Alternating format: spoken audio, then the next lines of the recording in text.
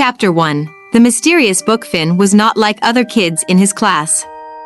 While everyone else played sports or watched cartoons, Finn loved one thing more than anything else: his books. His dream? To discover a book so magical that it could change his life forever. One rainy afternoon, while exploring the old library in his town, Finn stumbled upon a dusty book lying on a wooden table. The cover read, "The Time-Traveling Library, Open with Caution." Finn's heart raced with excitement. A book about time travel? He had to read it. As soon as he opened the book, a bright golden light filled the room. The pages began to flip on their own, and before Finn could react, whoosh, he was sucked into the book. Chapter 2. Lost in ancient Egypt. When Finn opened his eyes, he wasn't in the library anymore. He was standing in the middle of a desert. Giant pyramids rose in the distance, and camels walked lazily under the hot sun. Finn gasped. No way. I'm in ancient Egypt. Suddenly, he heard footsteps behind him. A group of royal guards ran toward him, shouting in Egyptian. Oh no. Finn panicked. I don't even know what I did wrong. Just then, a young Egyptian girl appeared and whispered, "Follow me if you want to live." Finn didn't think twice. He ran after her, dodging the guards and slipping through a narrow alley. When they finally stopped, Finn caught his breath and asked, "Who are you?" The girl smiled. I'm Neferu, daughter of the royal scribe. And you? You don't look like you're from here. Finn sighed. Yeah.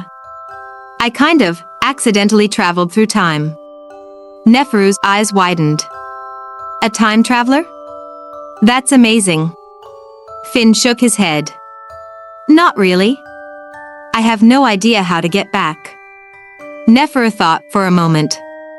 Well, if you're stuck here, you might as well help us solve a big problem. Finn hesitated. What kind of problem? Neferu sighed. Someone stole the pharaoh's golden scroll. If we don't find it, my father will be blamed. Finn grinned. A treasure hunt in ancient Egypt? Count me in.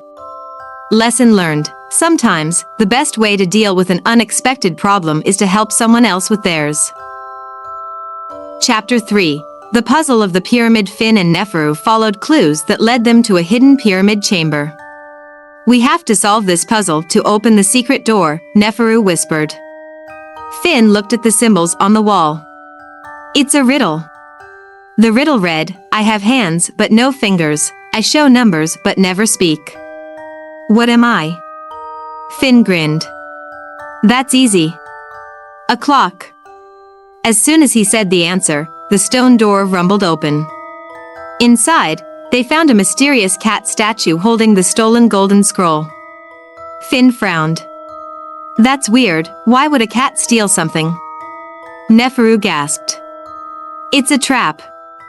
Before Finn could react, the floor started to shake, and the walls began to close in.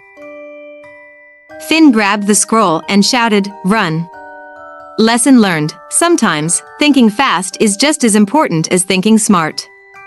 Chapter 4. A quick escape and a new problem. Finn and Neferu barely escaped the pyramid before the entrance collapsed. Finn held up the scroll. We did it. But how do I get back home? Neferu smiled. I think the answer is in your book. Finn looked down at the time-traveling library book that had somehow reappeared in his hands.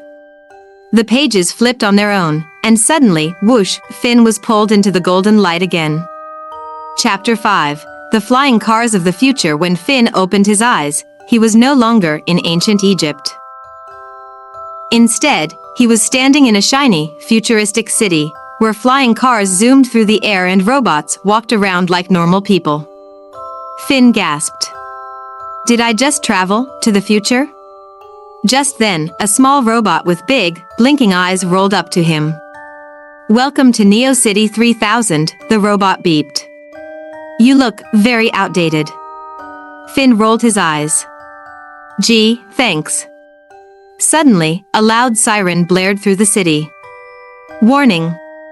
Warning, a voice shouted. The great roborace is about to begin. Finn turned to the little robot. What's the great roborace? The robot's eyes glowed excitedly. It's the biggest race in the future. And I, Zap 7, want to compete, but I need a human partner. Finn grinned. A time traveler and a race car driver?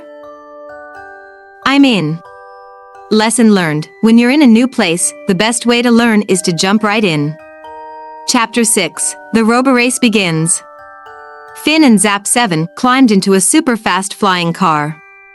Their opponents?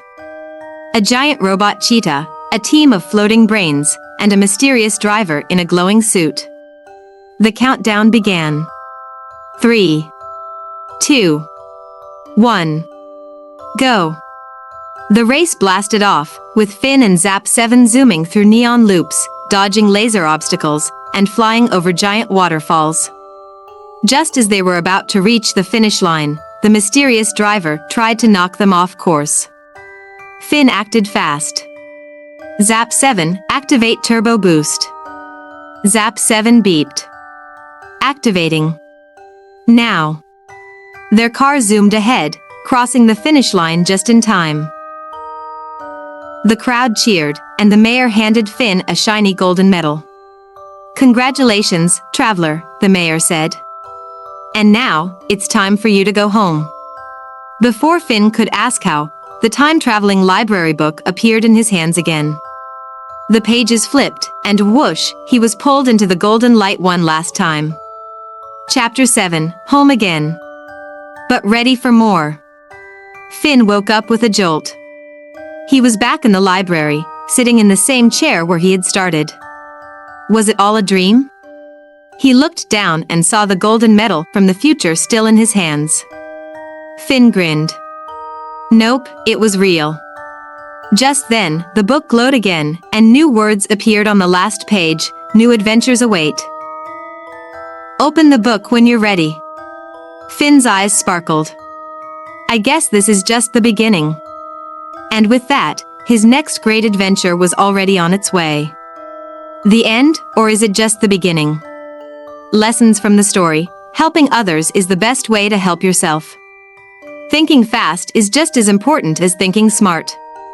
Trying new things leads to the greatest adventures. Learning never ends, there's always another book to open.